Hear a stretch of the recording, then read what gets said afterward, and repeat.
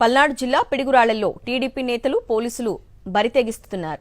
TDP నేతలు పోలీసులు కుమ్మక్కయ్యారు. ఈ నెల 17వ తేదీన పిడుగురాళ్ల మున్సిపల్ వైస్ చైర్మన్ ఎన్నికకు నోటిఫికేషన్ ఇచ్చింది ఎన్నికల కమిషన్. వైఎస్ఆర్సీపీ కౌన్సిలర్లను బెదిరించి భయపెడుతున్నారు. 14వ వార్డు కౌన్సిలర్ పులి బాలకాశీని రాత్రి పోలీసులు తీసుకెళ్లారని ఆయన భార్య ఆవేదన వ్యక్తం చేశారు. ముఖ్యమంత్రి చంద్రబాబు నాయుడు జోక్యం చేసుకుని పోలీసుల చెరలో ఉన్న తన భర్తను విడిపించాలని వేడుకుంటుంది బాలకాశీ భార్య. తెలుగుదేశం నాయకులు పోలీసుల వేధింపులు భరించలేక అజ్ఞాతంలోకి వెళ్లిపోయారు. 29వ వార్డు కౌన్సిలర్ షేక్ మునీరా దంపతులు ఎక్కడున్నారో చెప్పాలంటూ టీడీపీ నేతలు వారి బంధువులను వేధిస్తున్నారు. 2 రోజుల క్రితం 23వ వార్డు కౌన్సిలర్ జోలకంటి శ్రీరంగరాజుని భర్తను జోలకంటి శ్రీనివాసరెడ్డి పోలీస్ స్టేషన్కు పిలిపించి మాట్లాడారు. పార్టీ మారాలని వైఎస్ఆర్సీపీ కౌన్సిలర్లను టీడీపీ నేతలు పోలీసులు వేధిస్తున్నారు. పిడుగురాళ్ల పట్టణం 14వ వార్డు వైఎస్ఆర్సీపీ కౌన్సిలర్ బాలకాశి భార్యని నిన్న రాత్రి నా భర్తను పోలీసులు కిడ్నాప్ చేసి తీసుకెళ్లారు. ఎక్కడ ఉన్నాడో తెలియదు. 17వ తారీఖు మున్సిపల్ వైస్ చైర్మన్ ఎన్నికల సందర్భంగా కిడ్నాప్ చేసి తీసుకెళ్లారు. గౌరవనీయులైన ముఖ్యమంత్రి నారా చంద్రబాబు నాయుడు గారిని వేడుకుంటున్నాను, నా భర్తను వదిలేయండి, కావాలంటే రాజకీయాల నుంచి మేము తప్పుకుంటున్నాము. రైట్, ఇదే అంశంపై డీటెయిల్స్ మా కరెస్పాండెంట్ అశోక్ నుండి తెలుసుకుందాం. అశోక్, తప్పు జరిగితే సపోర్ట్ చేయాల్సిన పోలీసులే టీడీపీతో కుమ్మక్క ఇలా కౌన్సిలర్లను బెదిరించడాన్ని ఏ విధంగా చూడాలి?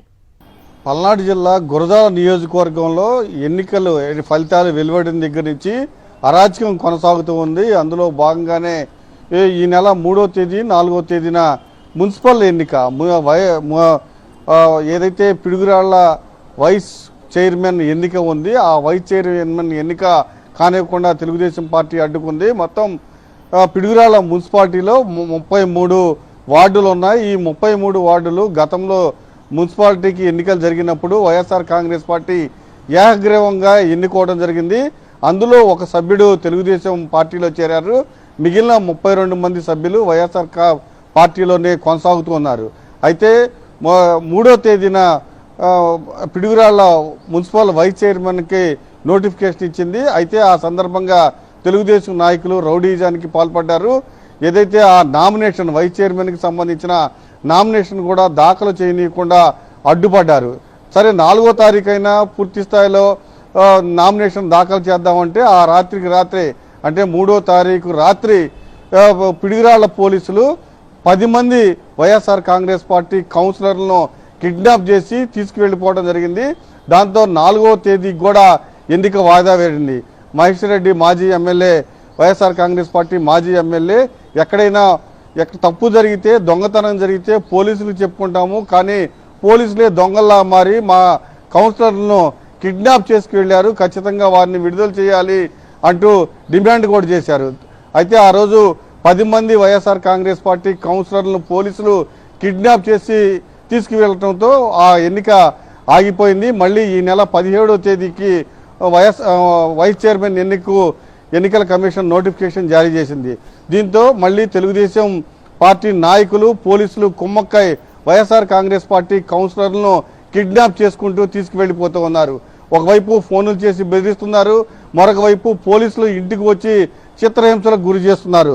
2 రోజుల క్రితం 23వ వార్డు కౌన్సిలర్ శ్రీరంగ రజని భర్తను శ్రీనివాసరెడ్డిని తీసుకువెళ్లారు. బలవంతంగా తీసుకువెళ్లి నీ పైన కేసు నమోదు చేస్తాం, ఖచ్చితంగా నువ్వు తెలుగుదేశం పార్టీకి సపోర్ట్ చేయాలి, తెలుగుదేశం పార్టీకి అనుకూలంగా ఏదైతే మా సభ్యుడు ఉంటాడో అతనికి ఓటు వేయాలని బెదిరించడం జరిగింది. తాజాగా 17వ వార్డు 14వ వార్డుకు సంబంధించి పులి బాలకాశీని పోలీసులు రాత్రి తీసుకువెళ్లారు. ఖచ్చితంగా నువ్వు మా సభ్యుడికి అనుకూలంగా ఓటు వేయాలంటూ చిత్రహింసలకు గురి చేస్తూ ఉన్నారు పోలీసులు, పోలీస్ స్టేషన్లో ఉన్న తెలుగుదేశం నాయకులు కూడా. దాంతోపాటుగా 29వ వార్డుకు సంబంధించి షేక్ మునీరా, వీళ్ళు తెలుగుదేశం పార్టీకి సంబంధించి బెదిరింపులు వస్తున్నాయి. దాదాపు 4 రోజుల నుంచి భార్యాభర్త అజ్ఞాతంలోకి వెళ్ళిపోయారు. అయితే ఆ కుటుంబ సభ్యులతో తెలుగుదేశం పార్టీ నాయకులు ఫోన్ చేసి ఖచ్చితంగా మునీరాను తీసుకురావాలి, మాకు అనుకూలంగా మీరు ఓటేయించాలి, లేకపోతే మీ పైన కేసులు బనాయిస్తామని బెదిరిస్తూ ఉన్నారు. ఇలా వైఎస్ఆర్ కాంగ్రెస్ పార్టీకి కౌన్సిలర్లు అందరినీ బెదిరిస్తూ ఉన్నారు, అక్రమ కేసులు బనాయిస్తున్నారు. ఒకవైపు పోలీసులే స్వయంగా వచ్చి వైఎస్ఆర్ కాంగ్రెస్ పార్టీ కౌన్సిలర్ని పోలీస్ స్టేషన్ తీసుకువెళ్లి కూర్చోబెట్టి మీ పైన కేసులు మోపుతాము, ఖచ్చితంగా మీరు తెలుగుదేశానికి సపోర్ట్ చేయాలి, తెలుగుదేశం ఎవరైతే చెప్పారో ఆ అభ్యర్థులకి సపోర్ట్ చేయాలని చిత్రహింసలకు గురి చేస్తూ ఉన్నారు అరుణ.